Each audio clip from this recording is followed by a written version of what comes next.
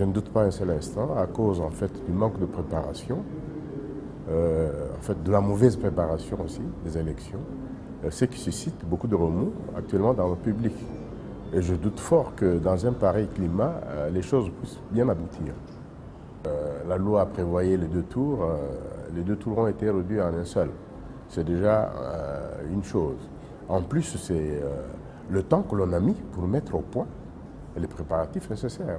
Jusqu'aujourd'hui, je pense que le corps électoral n'est pas très bien identifié. Tout cela ne peut que générer des conflits.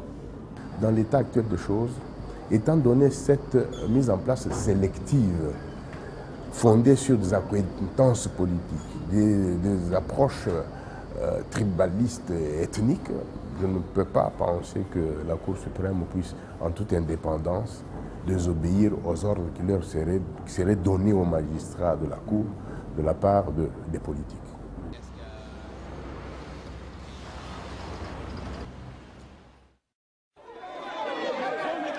Extrême nervosité à l'occasion des élections présidentielles et législatives en République démocratique du Congo.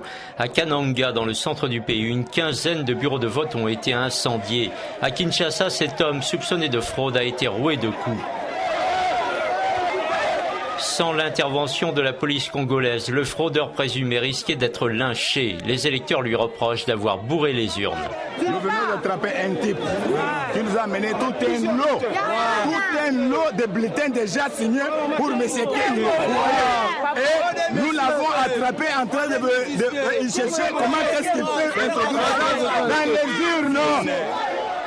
À Lubumbashi, dans le sud-est de la République démocratique du Congo, des hommes armés ont attaqué un bureau de vote. 2 policiers et une électrice ont été tués.